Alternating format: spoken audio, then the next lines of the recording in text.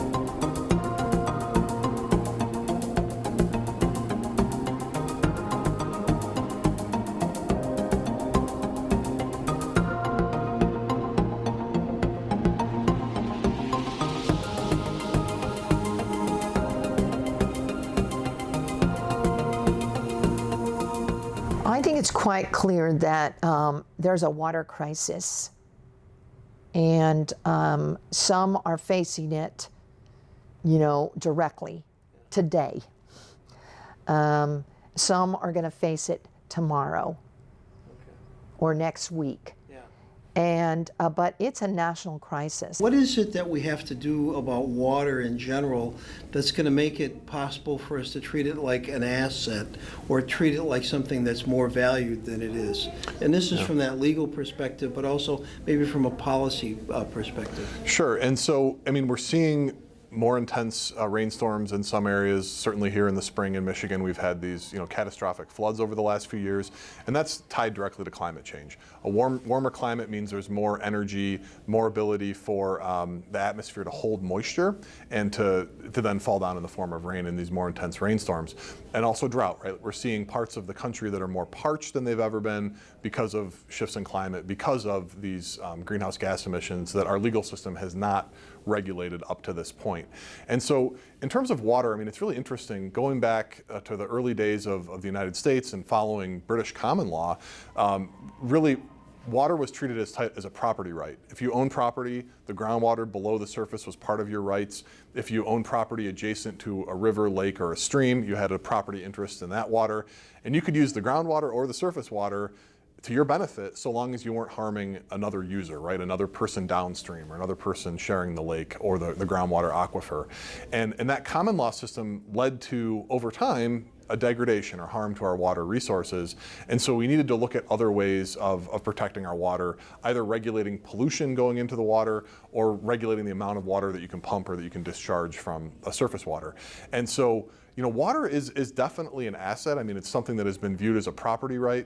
What concerns me is that moving towards water as a commodity, meaning something that we're always putting a price tag on, something that we need for life, right? Like we all need water to live and survive. And so this movement towards whether it's bottled water or other ways of really putting that price tag on water, that's a concern, because it has always been the property interest was meant to be an individual right, something that you could use water for your own personal sanitation and drinking, or watering livestock and that type of thing.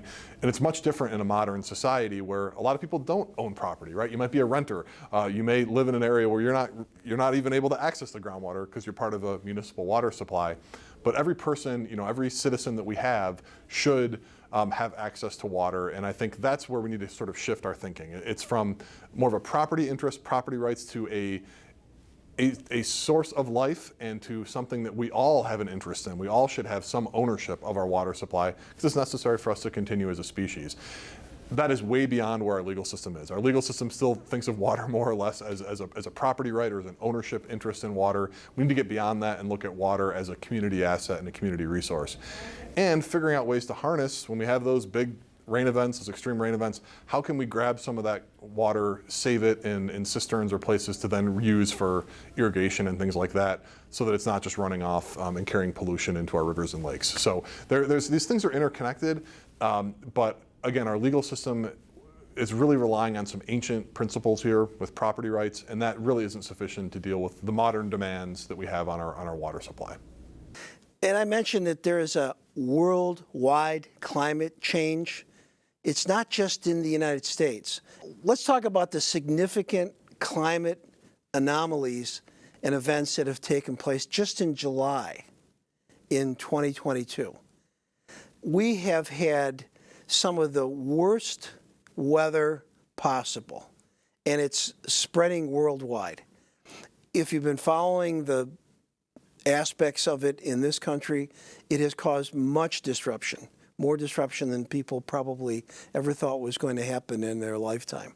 We're seeing the crises in the West right now with the Colorado River allocation. But I was surprised, even in Michigan, I had seen headlines about asking individuals in Detroit to conserve water because we'd had such a drought, it was so hot, and people were using water, and they couldn't pump the water fast enough. We had the water, but our infrastructure wasn't there to pump the water. So people were like, we have to conserve water, in Detroit. What we have to keep in mind is that these anomalies, which don't fit into the normal weathered pattern and climate change, because I know some people are going to say, well, the climate's always been changing, and it usually changes very slowly. There are some anomalies, but not as many as that are happening right now. There's just too many to fit into any kind of configuration other than something different has happened. And what is that something different? Well, don't just rely on me, rely on 234 scientists from around the world who concluded that we are now around 2 degrees Fahrenheit, or 1.1 degrees Celsius, warmer than it was in 1850 through 1900. We're warming at a rate without precedent in the last 2,000 years, or possibly longer. And so people keep track of this kind of stuff. They look at records, they look at the snowpack in the Arctic, and they look at all kinds of markers that give us a pretty good idea that this is really not normal. It's a big anomaly. And if we look at warming since modern time, which goes back into the 1800s probably, the global decades of warming are pretty obvious. If you go back to 1890, there was hardly anything. But just about the time that the Industrial Revolution took off around the world, around the 1930s, we started to see warming really take shape in this country.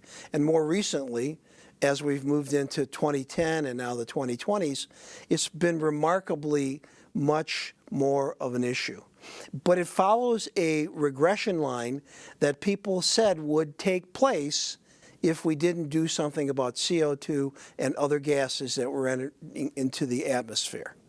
So this is not a surprise. It's been predicted.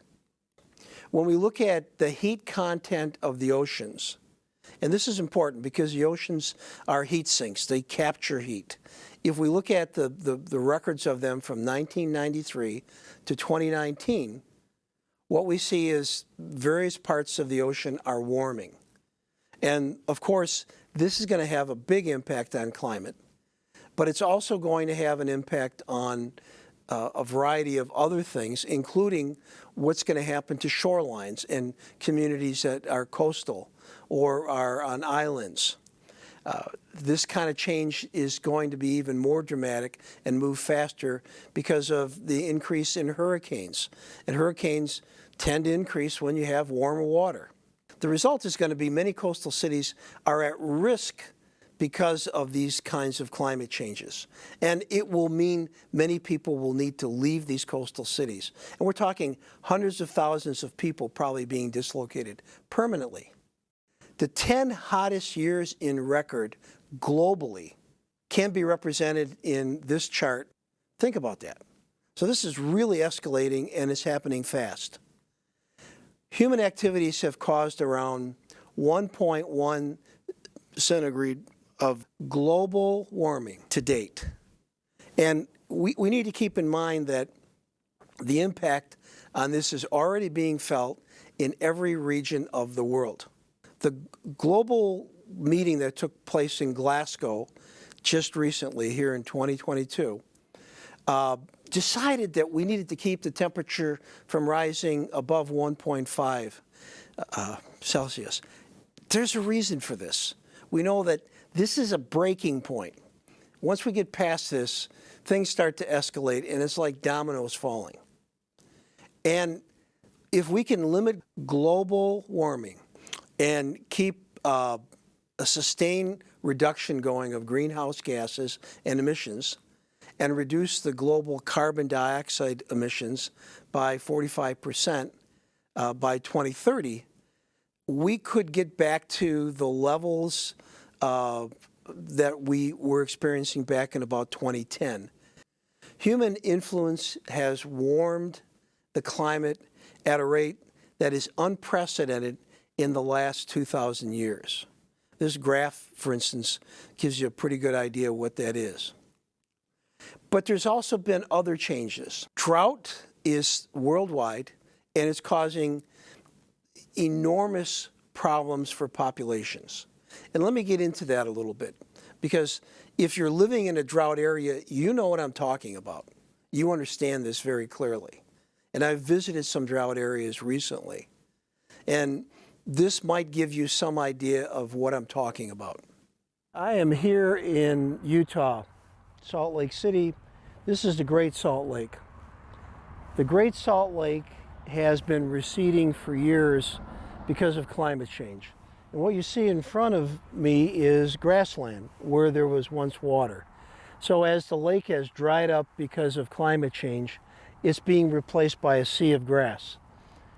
The water that is being lost here is emblematic of the water that's being lost throughout the western United States. 99% of Utah has been in a drought situation, with this being a 20-plus year drought. It's not likely that the Salt Lake will recover.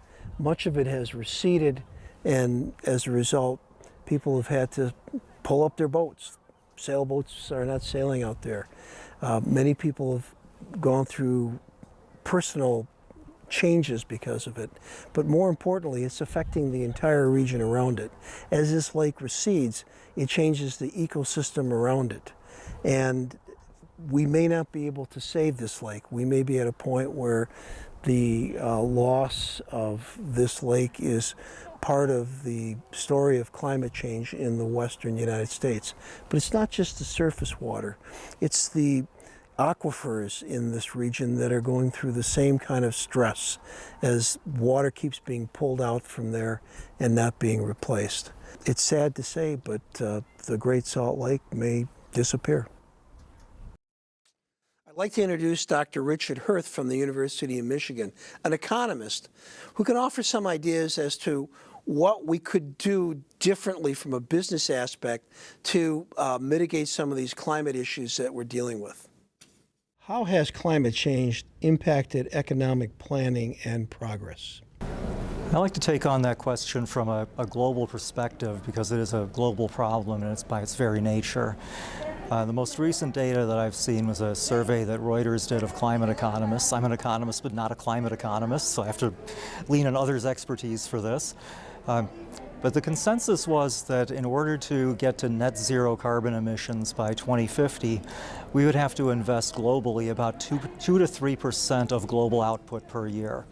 That sounds like a tremendously large investment, and it certainly is, but it needs to be weighed against the cost of inaction.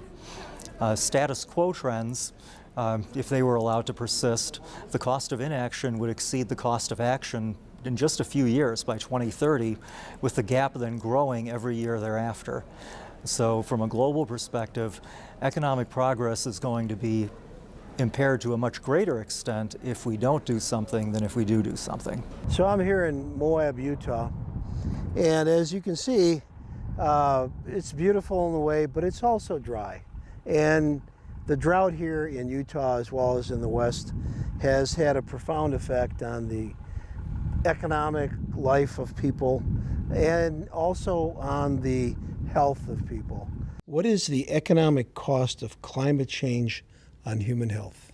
In order to look at the total cost impact on human health, you have to think of the many ways in which climate action could influence health.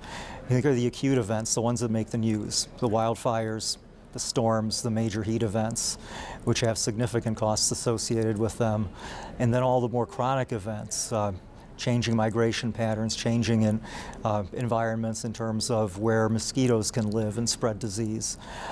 But what people, I think, lose sight of is that greenhouse gases are co-produced with particulates. Burning fossil fuels creates both.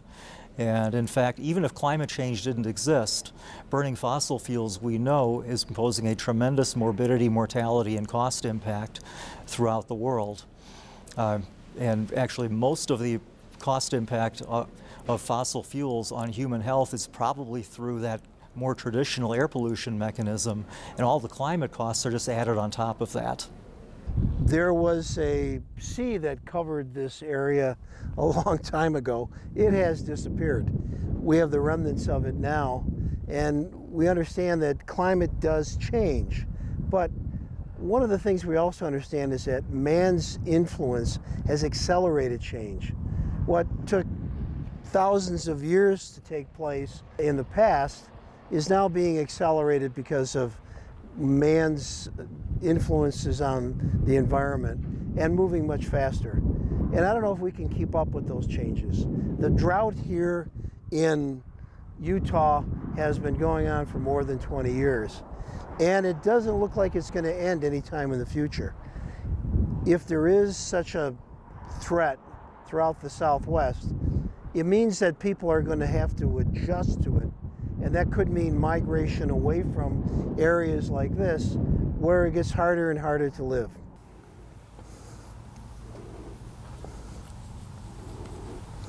So I'm here in the middle of the Navajo Nation.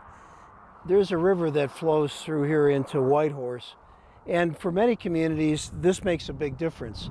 But even rivers like this are slowly drying up, and the water that they bring into a community are diminishing. There is less and less of this kind of natural resource available to these communities out here in the desert Southwest. And as climate change interferes with the rain and the 10 inches that come down, it'll get worse.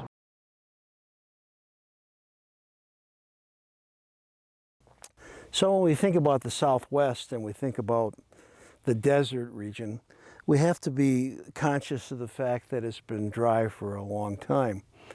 But what man has done is accelerated the shortage of water.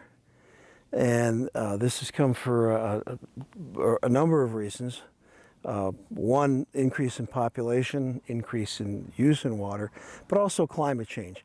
Climate change has interfered with the natural ecology, the cycle of water in these regions. And as a result, what we see is more drought, and this drought is lasting a much longer period of time, and there's no chance to recharge the water sources. A one water strategy might help where water is reused, but that's not been entirely adopted here in the Southwest. I'm here at the Santa Fe River in Santa Fe, New Mexico. And this river is really a stream, and sometimes there's not any water in here at all. Climate change has created water shortages, and all communities in the Southwest are struggling because of that. It is important for communities to develop strategies for how they're going to deal with water shortages on a long-term basis, because these shortages are not going to stop anytime in the future. How can businesses respond to climate change?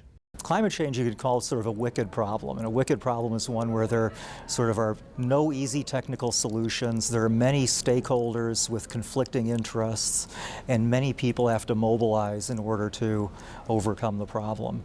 The easiest technical action would probably be a relatively high carbon tax.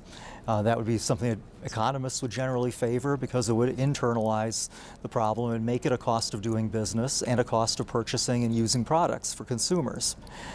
However, there's not really any political will right now to institute a major carbon tax in the U.S. or in many other places in the world, and that's what's going to make it a problem that has to be dealt with by kind of individual businesses maybe looking at a longer-term interest where from their own perspective the cost of inaction is greater than the cost of action, and responding to demands from consumers and employees. If consumers place these demands, then it can become more in the business's interest, but it's certainly not an easy problem to solve.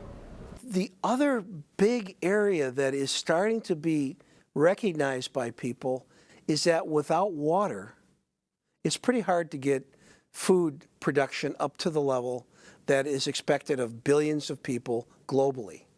Food grows where water flows. And if there's no water, it's pretty hard to make food production a possibility. The food-water connection is so important, and it's particularly important in Michigan. And we don't have a lot of infrastructure for irrigation. And we're just now starting to think about how we might have to irrigate crops if we don't get this nice, even rainfall that we normally get for a rain-fed agricultural, production. So what is really going on here starts early in our spring weather. Spring warming has been increasing since about 1970. Now, some of you may notice this. Some of you may, for instance, think back to previous springs when it wasn't this warm. If you were born before 1970, you probably are telling people stories about what it was like before 1970 and how much different it is now. But we have records of that. And we know that most of the United States, for instance, has been warming in the springs. This has both some positive aspects to it, but also, particularly in the Southwest, some really bad implications.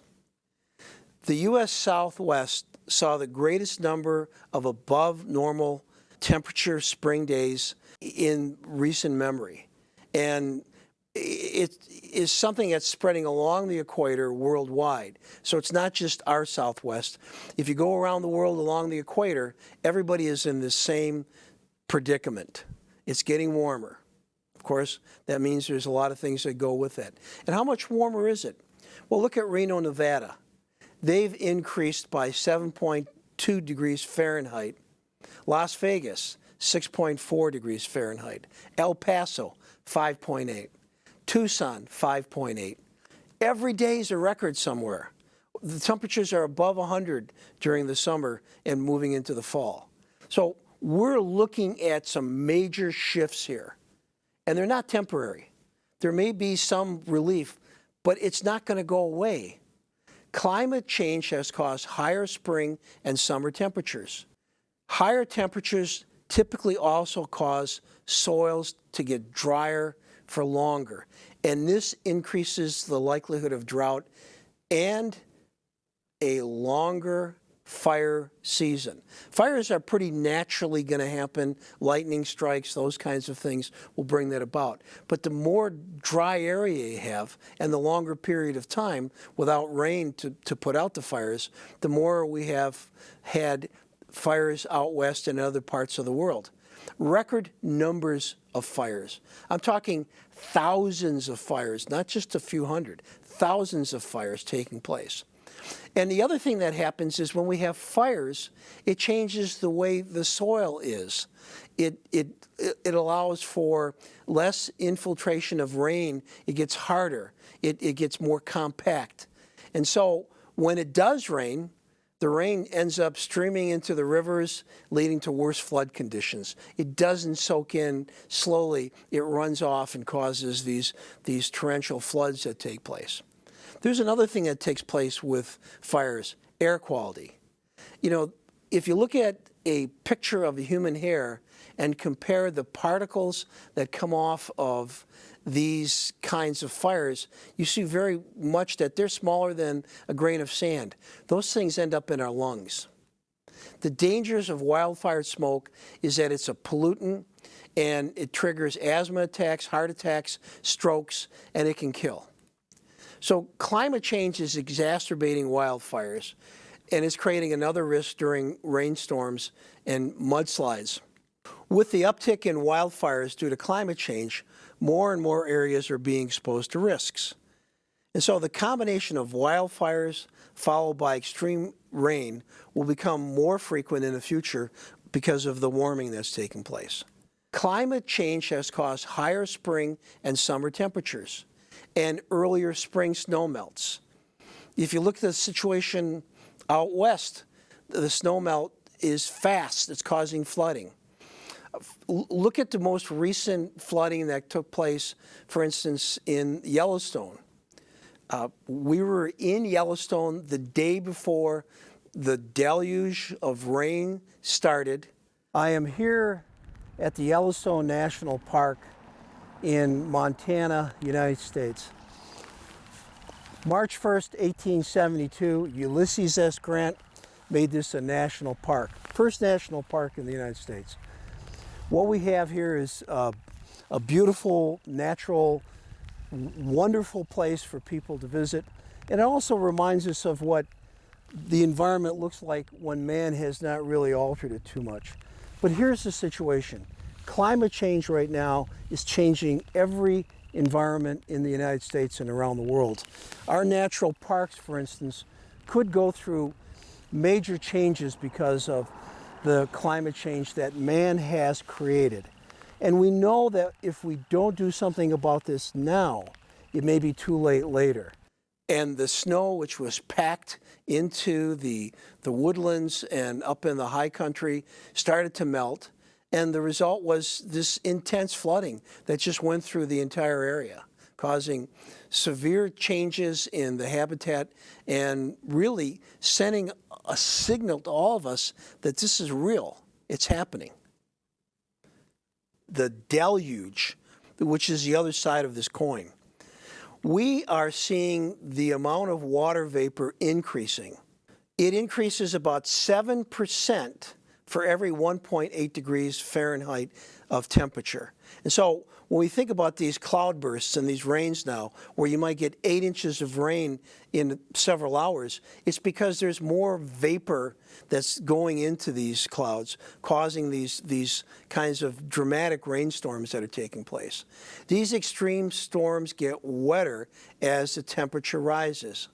And we've seen that 197 cities out of 240 that were analyzed have seen at least a 1 degree Fahrenheit increase in their spring warming. So not surprisingly, we're getting more heavier rains coming with that.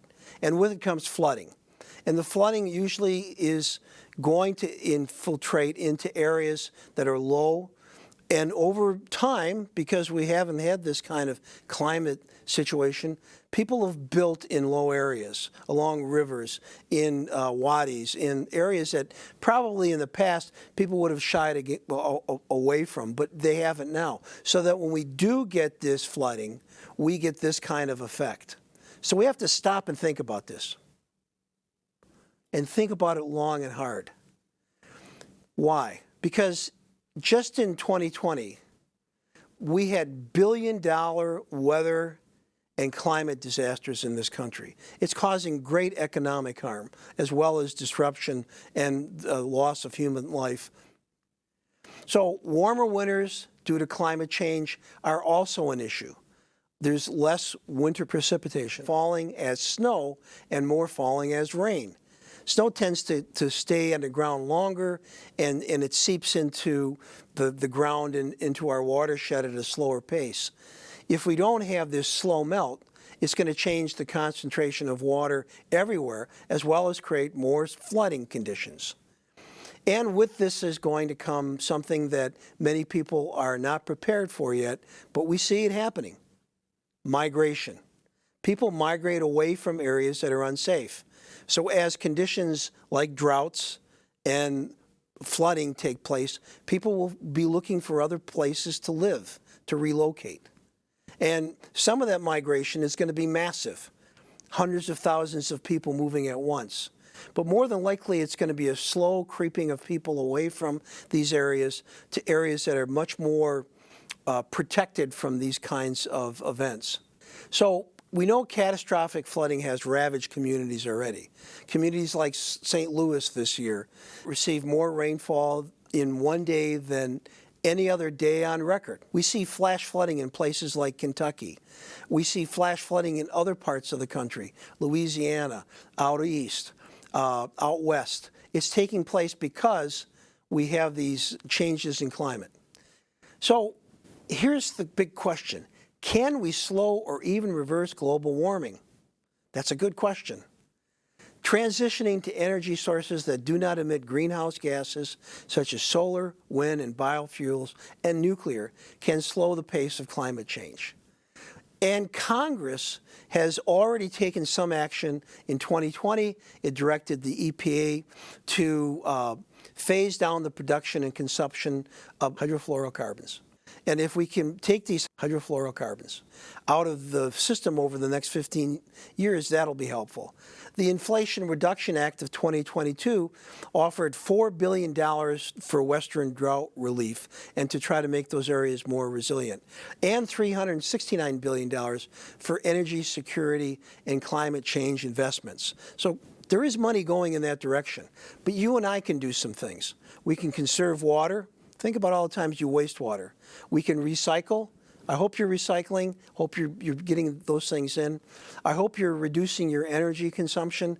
If you're not in a room, turn off the lights. Turn down the thermostat. Do everything you can. Choose green travel options. Walk, bike, whatever when you can. Eat less meat, because it takes a lot of water to make meat possible for you on the table. Make a shopping list before you go so that you make good choices.